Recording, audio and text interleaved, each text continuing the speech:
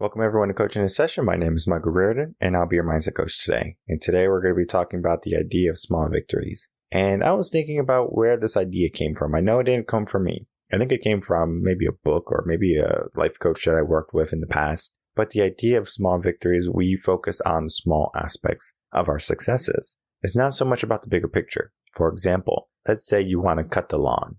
A small victory might be that you cut the front, maybe not the back. We're going to chalk that up to being a small victory, especially if it's hot in Texas and you are just drenched in sweat. Maybe you want to push forward and get it done and not have to worry about it. Maybe you're going to split it up. You're going to do the front one day and the back another day. There's nothing wrong with that. Maybe you have a spouse and they say, well, why'd you not cut the back of the lawn? And they're giving you crap for not cutting the back of the lawn. It's very negative, right? Negative type of thinking, right? It's very argumentative. But you can focus on that front lawn. You can talk about the small victory. And you can explain your situation. That I did the front lawn today and I'm going to do the back tomorrow. Now, they're not understanding that you definitely need a relationships coach or you need to figure out what's going on in your relationship. Because if they can't see that you're doing work and you're making progress and you're being beneficial to the family and the household, maybe there's some issues that stem from more than did you just cut the lawn only in the front and not the back. Or that you only made breakfast and not dinner. We have to look at other people's situations and not just ours. And the idea of small victories, we look at the whole situation, not just ours, not just the moment. And I'm going to be breaking down in my most recent blog, small victories. And this is going to be a tune-up series. So again, tune-up series are going to be a little bit more intricate in the sense of mindset. So if you don't have a good mindset, you might have a difficult time understanding what small victories entail. But if you do read the blog, you will get a good understanding, especially if you read it a couple times. And of course, listening to this episode is really going to help you understand the concept of small victories. So let's get into that blog right now and let's start breaking down the idea of small victories. All right, everyone. So this is the most recent blog that came out, the idea of small victories. And we're going to be focusing on just the 4 aspects of small victories today. And those aspects are going to be number 1, what are small victories? Number 2, how can the concept of small victories help me in my life? 3, why are small victories important? And 4, how to focus on small victories. And when we can look at this aspect of small victories, we can really get a good understanding of what small victories are and then how to implement them in my life. And I'm going to give you real life examples of how you can do that. I do it in the blog too. I do break it down into each section so you can easily follow the blog if you don't have time to listen to the whole episode of the podcast, but you can do it here or you can do it on the episode. So let's get into the first area, and that is, what are small victories? So I talked about the idea of small victories already being just a small aspect of what it entails to complete a goal. The best way to look at a small victory is to imagine a staircase. So the staircase might have 25 steps, maybe less, depending on how big your staircase is, but it might have around that amount of steps. You might say that you have to climb the stairs, and so that means you have to climb all 25 steps. When in reality, I might say, well, what can we do to make this the smallest micro step? And you might be thinking in your head, oh, I know the answer. Take the first step. So step number 1, right? That's a great small victory. But what happens if step number 1 is too big? Does a baby typically take the first step? No. They might put their hand on the first step. So their foot's not touching the first step. Their hand is touching the first step so they can create balance. Maybe they're touching the railing. So depending on your situation, who you are, where you are in your life, their small victory is going to be different for you. And I say that, and I give the example of a child versus an adult, because an adult is typically going to take the first step. Maybe if you're older and you need some more support, you might hold a railing and then take the first step. You are figuring out what you need in order to get to the top of the staircase. All 25 steps are going to be completed. But if we have a hard time breaking down the idea of what a small victory is in the sense of the whole entire staircase or a goal, it becomes difficult to allow the brain to perceive that goal as attainable or to see it not as a challenge. Because when we have a hardship or when we have something that's going to be a little bit more daunting, it becomes like, oh my goodness, I don't know if I can do this, or this is a lot of work, I want to give up. Because if I didn't say your staircase was 25 steps, I said your staircase is 2,000 steps. You're going to say, wow, that's a lot of steps, number 1. But then at the same time, how long is it going to take me to climb these steps? Am I in the right shape to climb these steps? Am I going to give up half of the way? And sometimes some people are going to say, I can do it, and they try and they give up. And it's the idea of small victories that can allow you to take those 2,000 steps. Maybe not today, maybe not tomorrow, maybe not in a week, but eventually. We might say, I'm going to climb 1 flight of stairs, so you're going to climb maybe 10 or 20 of those steps per day. So eventually, you're going to accumulate those 2,000 steps. So as soon as the brain sees that you accumulated 2,000 steps, depending on how long it takes you, you are going to figure out, well, I just climbed 2,000 steps. It took me this long. And then you just have to figure out, how can you make it shorter, the shorter step? Because you were taking the small steps and having small victories. And now you just have to show the brain that, hey, yes, I can do this. Yes, it's possible. And this is the proper order I'm doing it. I'm breaking things down into the micro step. The idea of small victories is looking at a moment in your day where you can call it a win. I often like to use the gym as an example. I use it as an example in the blog. You might think that a small victory for going to the gym is that you have to work out for an hour. That's a goal. We should make our first initial trip to the gym as seamless as possible. Maybe you go inside and you chalk it up with the receptionist and you say, hey, how you doing? Blah, blah, blah. And maybe you spend 2-3 minutes there. Maybe you go to the locker room, you spend another couple minutes there, and then you go home. You might think that's a waste. It is not. You are creating the habit of going to the gym. If you don't have the habit of going to the gym, you are creating the habit of going to the gym. Now, eventually, what we do from there is we say, we're going to work out for a minute, maybe 10 minutes, and we slowly accrue a time in the gym. So now we are going to reach that hour mark, but we don't do it cold turkey. One of the best examples I can give you, especially today, is New Year's resolutions. Right now, we have New Year's resolutions around the corner, or it just passed, depending on when you listen to this episode. You said you're going to do something. You said you're going to go to the gym, and you say, I'm going to the gym. You go to the gym, you're doing great. I love it. How long would that last? Because you just went in cold turkey. You say, I'm going to get a trainer. I'm going to go to the gym for 3 hours a day. I'm going to get the body that I should have, or the body that I want. Guess what? In 3 months, you're going to say, you know what? Maybe I shouldn't go to the gym today, right? I'm not feeling too good, right? Maybe I got a headache or a migraine. I can't do it today. My tummy hurts. Whatever excuse we give ourselves to not go to the gym, and then becomes a habit. So we were doing something for 90 days and we were doing really well, but then we stopped. Why did we stop, right? And it's because we didn't give ourselves that small victory in the beginning. We gave ourselves a big goal. Nothing wrong with taking more than you can chew, as long as you're willing to take those chops and to keep on chewing until you can swallow it. The problem is, many people, they spit it out. They say, it's a bad taste, or it's too much work, or my jaw hurts. Guess what? You have to be consistent in your actions, whatever you do. And the small victory aspect of this blog is going to be helping you pinpoint exactly where you want to be, and then helping you get there in the smallest step possible. And it's the small steps that add up to the big steps. And I think sometimes people think, oh, I'm not doing enough. Well, if you're taking no action, that's even worse than taking small action. So I would rather you take small action and then create a longevity in that action versus taking massive action, stopping, and then all of the work that you just have done or completed is null. So you want to make sure you remain consistent in the process of small victories.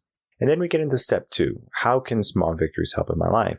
Well, the brain loves easy. The brain wants something that is going to be as simple as possible. And if we can break down a step to as simple as possible, then guess what happens? The brain perceives the task or the goal or the challenge as something that's not going to be daunting. You might, again, look at the staircase and you might say, well, if I take 1 step today, that's nothing. We do this sometimes with our kids where we use reverse psychology on them. They might have a whole mess of toys littered across their room, maybe across the living room, wherever they are, their playroom. And you might say, well, you got to clean up. And they're throwing a tantrum. They're, I don't want to do this. And they're throwing stuff and they're kicking and they're flailing around. And you simply say, I understand this is a lot of toys, right? You can get it greens, or maybe they can keep on yelling. Well, let's do this. How about you only pick up 2 toys right now? And then we'll go out and we can go get some snacks. And then we can come back and we can pick up the rest. How does that sound? It's going to sound more pleasing to them because they get to see, oh, well, I only have to pick up 2 toys and there's like 10 or 20 toys. but then they don't see the entire goal later, right? Because then they got the snacks, and then now they have the energy, and we can go back after the snack. Okay, well, let's clean up again, and we can start that process.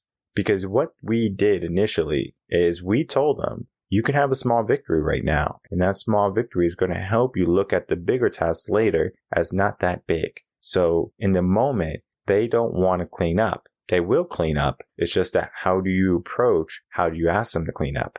Oftentimes parents say, well, we're not leaving until you do this. Well, it's going to take quite some time for their mind to finally get over that hurdle of, well, mom or dad is not fooling around. I better do this. And this is not to say that you should just have your kids clean up 2 toys. This is the idea of small victories, because you don't have to do it with kids. You can do it with adults. You can do it with teenagers. It doesn't matter who you do it with. You can do it with any type of person, any type of mindset. For an adult, for example, you might tell them that maybe they have to do the dishes. Now, there might be a whole sink of dishes, but that doesn't mean that you can't do some dishes. So you might say, well, I'm going to do half the sink, and then you do half the sink, and then you do the other half later. You broke it down to small steps. Maybe you want to do just the forks or the cups or the plates.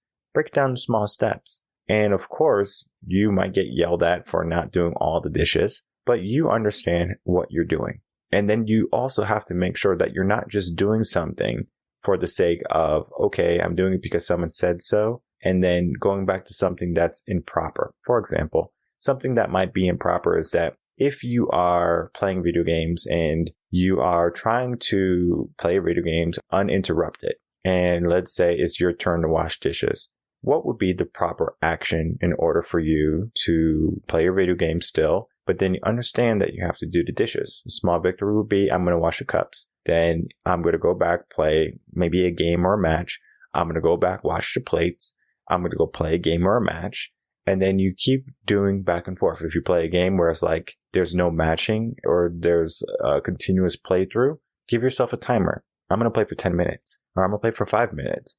And then you keep going back to the dishes. It might sound like a lot of work, but you're giving yourself that much work, but you're also helping the brain. And the way you're helping the brain is saying, I'm breaking down a task that I don't necessarily love, washing dishes, and I'm making it more enjoyable by doing it in small incremental steps. Now, depending on your mindset, you can see it 2 ways. The first way is that you're prolonging something you don't like, and that sucks. The second way is I'm doing the task, but I'm doing it in my way. So you're still being able to play the video games and you're doing what you have to do, but you're doing it in your way. This might work for some people. This might not work for some people. Depending on who you are, the concept of small victories is going to be different. And when I work with clients, we look at what areas of their life we can apply small victories in. Because if someone's trying to save some money, for example, for let's say a house, I say, well, what would a small victory be for you? And we look at their pay and we try to figure out how much money can we save them up.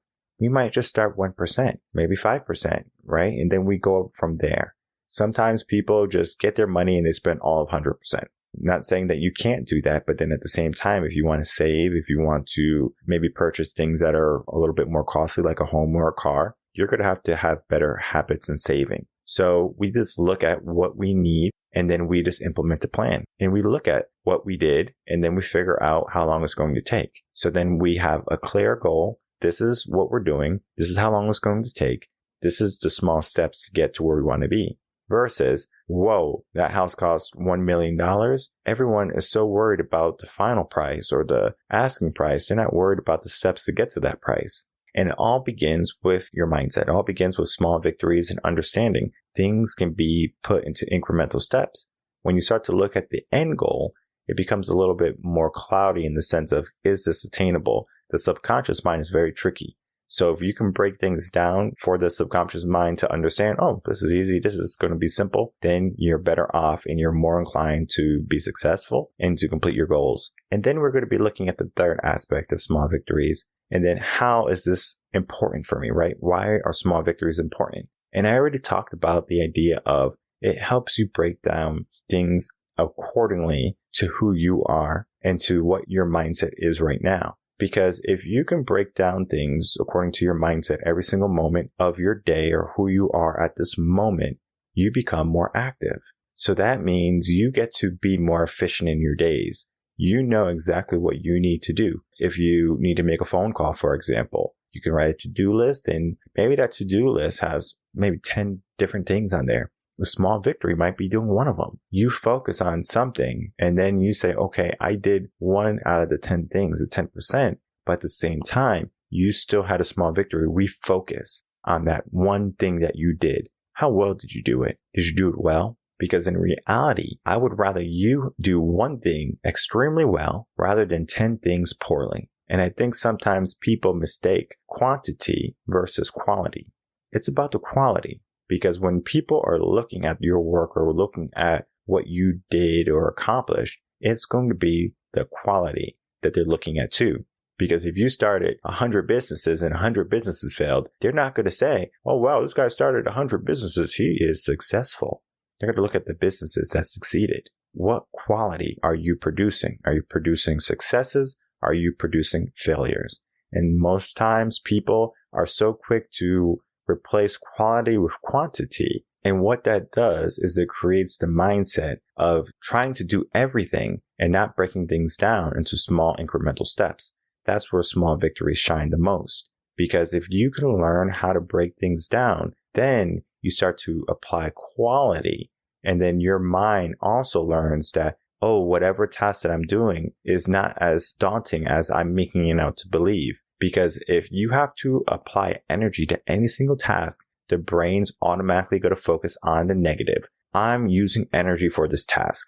I don't want to do this task. I get nothing from this physically, or I get nothing from this intrinsically. So you have to figure out, well, if you're not getting anything from a task, do you have to do it? Now, of course, having clean dishes or making sure you have a pristine lawn, those are all good things. Now, maybe there might not be an intrinsic or a physical value. It does add structure to your mindset where everything's in order. Because if your mind is not in order, it becomes even more difficult to apply small victories because you're worried about this and you're worried about that, where sometimes we have to get everything out of our mind on paper, and then we need to start to do things, check things off in steps rather than, okay, I need to get all this done. When my brain is overwhelmed and it is like 100 miles an hour and it's thinking about all these things that I have to do, and I have a lot of things to do, and whether I have to meet with clients or I have to do this with the family or I have to go on this trip or I have to go do that, I'm always being pushed and pulled in every direction. And there's so much that has to happen in my life. And I have to make sure that I'm able to make time for all of the important things. Well, everything has some importance.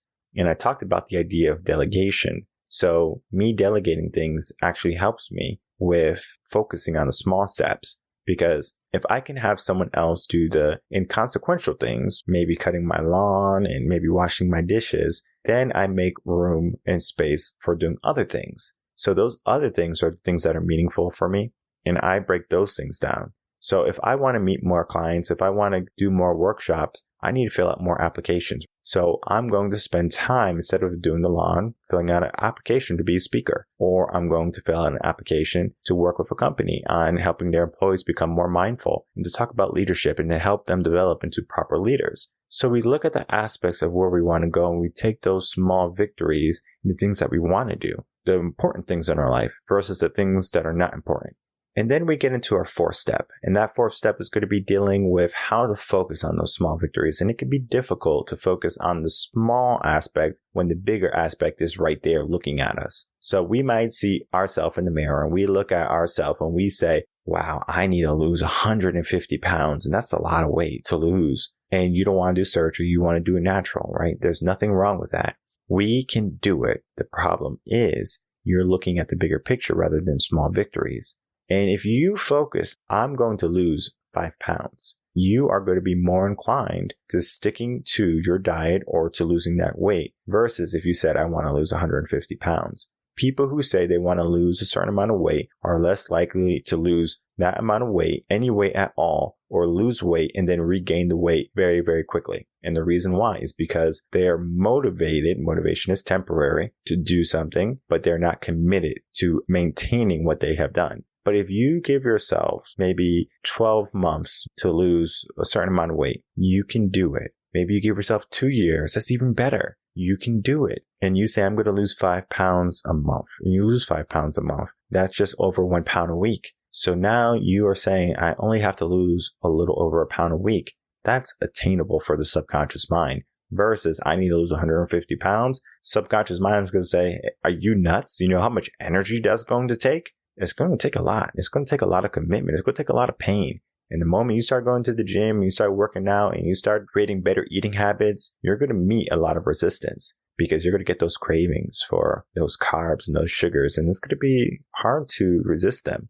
But if you do it in small steps, you still can have your pizzas, you still can have your sugars and your sweets. There's nothing stopping you from living your life the best way you can and still accomplishing your goals. It's the idea of small victories where we focus on that 1 pound a week or that 5 pounds a month, and we move from there because you're more inclined, again, to achieve your goals if you can break them down. Learning how to focus on the small victories is learning how to break down something in your life to the smallest step possible. Maybe you want to start a relationship. What do you have to do? Maybe join an online dating site and you say, I'm going to send 1 message a day.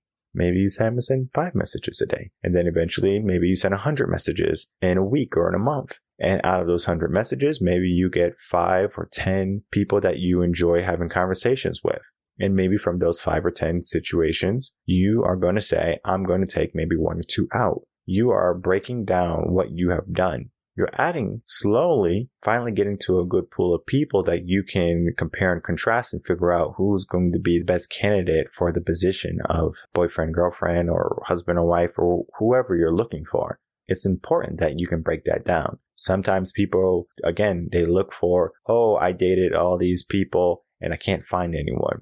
Or the reason why that you're having a hard time finding people, and I do this with many of my clients who come to me looking for mindset help in relationships, is that they're looking for something in a relationship for all the wrong reasons. They don't have their values attached to it, maybe thinking in a modern type of mindset, but they're wanting traditional type of results. We have to figure out exactly what we want, and we do it in small incremental steps so the brain is not shocked. We want to shock the system in a sense, but we do so in a way that the brain is going to say, this is enjoyable. This is appropriate for me. This is easy. And then from there, we make progress, and progress feels good. We want progress in our life. We want to have results. It's just that the brain wants to do it in the easiest fashion possible. And the way we do that in the easiest fashion possible is understanding how to focus on small victories. So in closing, the idea of small victories is going to be helping us understand how to break things down into the smallest step possible. And the smallest step possible is going to be different and unique for everyone. For me, maybe going to the gym is going to be, I want to go to the gym for 30 minutes a day. Maybe for you, it's going to be, I need to drive to the gym today. It could be even smaller than that. I just need to start walking around the block. Well, before I walk around the block, I need to walk to my mailbox, or I need to walk to my refrigerator.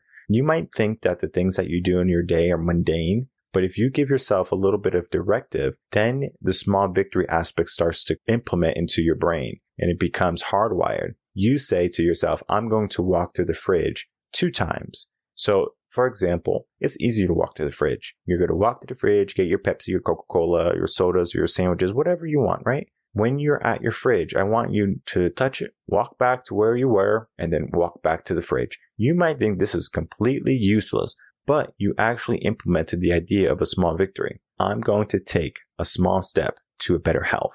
And it doesn't have to be going to the gym. It could be taking a little bit more. The idea of steps that Apple came up with, oh, we have to do this amount of steps, right? The Apple Watch, big on fitness. Fitbit, big on steps. How many steps do we need, right? A lot of people are saying, I need to do at least 10,000 steps a day. Well, guess what? That's the idea of small victories. I'm going to do a certain amount of steps a day. Now I'm going to go run on the treadmill at 7 miles an hour and do 2 miles. That is more difficult for the brain to understand. So whoever created this idea of small victories, or the concept of applying it into the materialistic type of world, into technology, understand what small victories are and how they can help you and how people look at small victories.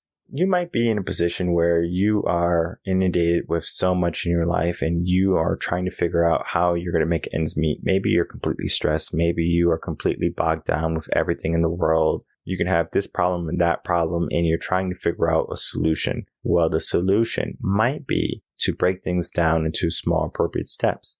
And maybe breaking things down into small, appropriate steps might include you just figuring out what's important on your schedule. Because if you have a schedule that's just filled with meaningless things or things that are not going to be important right now, you have to figure out, well, what's going to be important now because you're looking at the bigger picture. If you want to build a house, you have to pour the foundation first. You're not going to procure the wood and then pour the foundation. Now, maybe if there's a shortage, you want to make sure you have the wood before you pour the foundation, but the foundation takes some time to set. It takes weeks, maybe sometimes months, depending on climate, etc., etc. So we want to make sure that we do the first step versus, oh, well, what steps do I have to do? And we're over here buying kitchen stoves with no place to put it. We need to understand what is the proper step to take. What is the next step to take? What is going to be my small victory today? And if you can focus on that small victory, you're going to see your mindset shift, your life shift, and then your whole entire goal setting process shift, because you can do anything you put your mind to. Sometimes it's just going to be a step at a time.